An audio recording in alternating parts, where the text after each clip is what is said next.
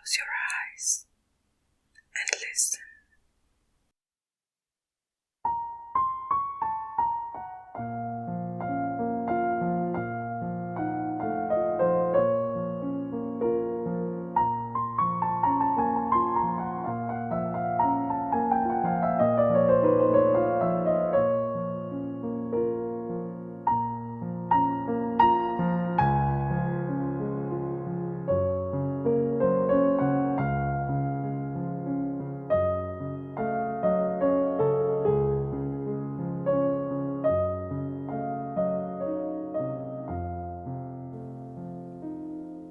Now tell me, what does the music smell like?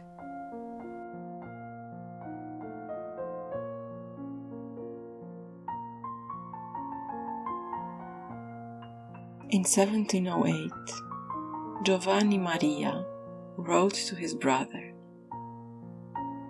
"I have discovered a scent that reminds me of a spring morning in Italy, of mountain narcissus, orange blossom just after the rain. It gives me great refreshment, strengthens my senses and imagination." It was the beginning of what we know today as eau de Cologne. There are many stories about the light and refreshing perfumed water from Cologne.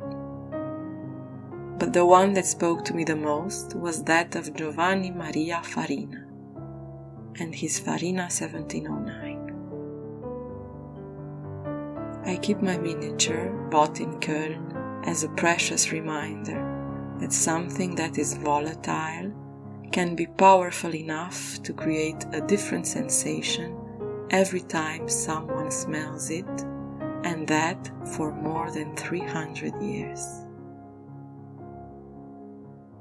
In my imagination, this was Chopin's perfume. Rainy but floral, with a subtle depth of sandalwood and olibanum, an elegant and never obtrusive scent of piano.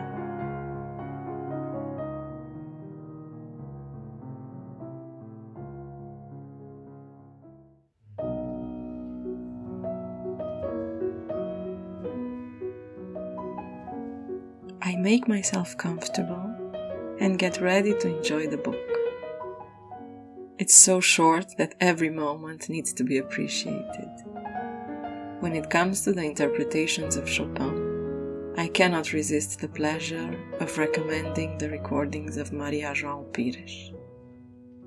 One of my favorite pianists, she feels Chopin's music with so much grace that it almost feels like a meditation. Look for her, listen to her, and get closer to music.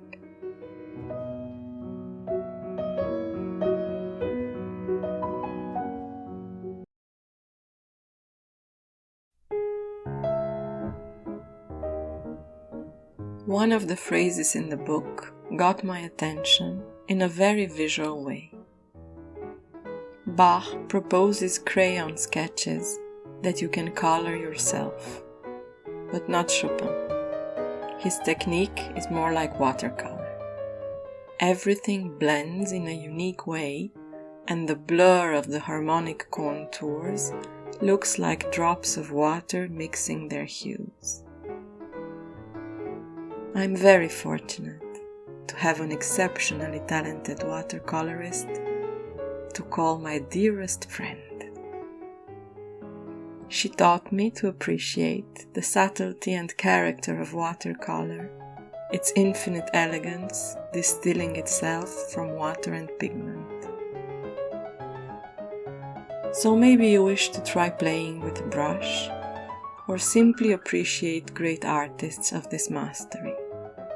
Whichever you choose, know that it will work wonders with some Chopin in the background.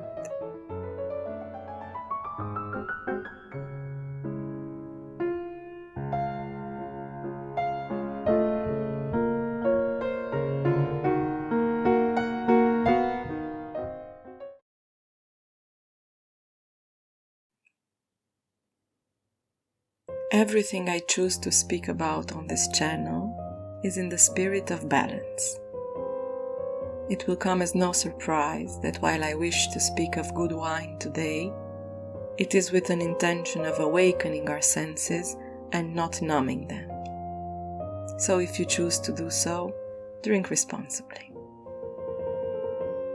Eric-Emmanuel Schmitt is born on the outskirts of Lyon, the region of the Rhône Valley, and it just so happens to be my favorite wine region in France.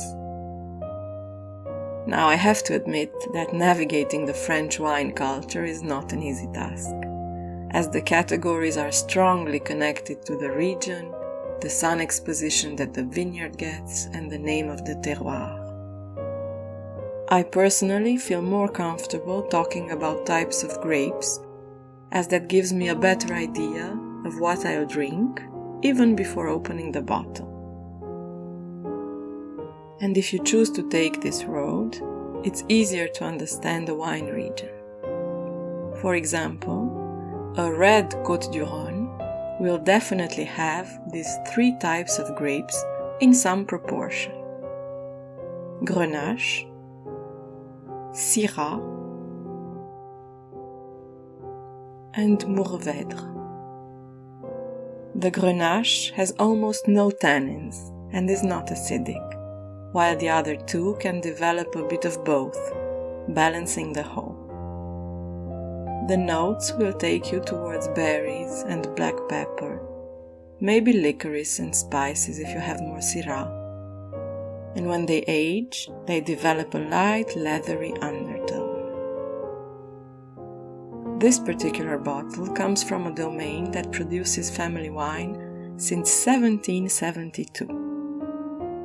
It's fascinating how in a few drops of red nectar you find centuries of history, the sun, the soil, the rain, and all the stories they imagined together.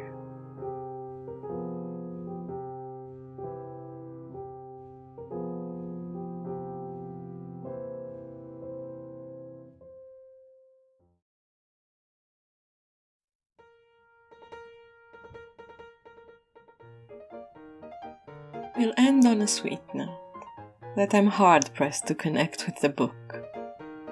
It's just one of those unexplainable mind connections, like saying that something tastes blue. Apple pies must be one of the most common desserts around the globe. I cannot decide on a favorite, but this version, coming from Normandy, is definitely in my top 3. You peel and cut your red apples into quarters.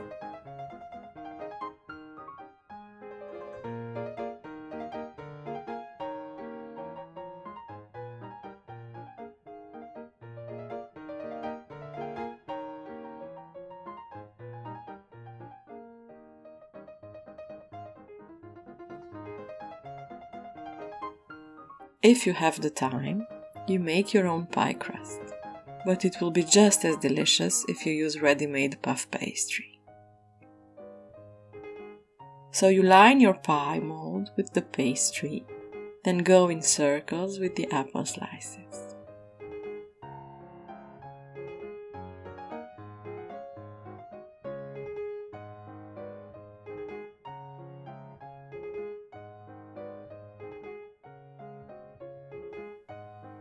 Then mix together almond powder, sour cream, eggs and sugar.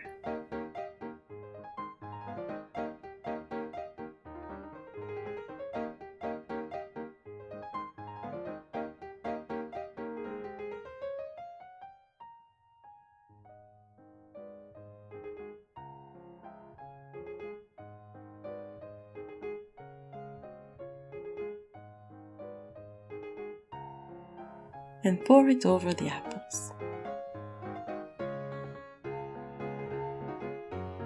30 or so minutes in the oven, and you have a tarte aux pommes normande, or Normandy apple pie, that smells just like Chopin's music. Soothing, delicious, enveloping you in an invisible embrace.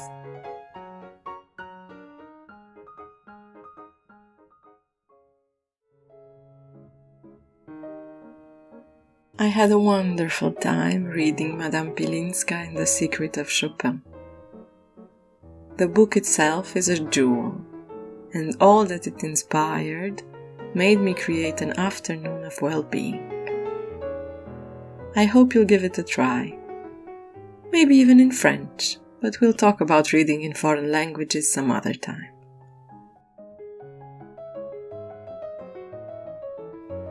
Until then, enjoy your reading and your rituals.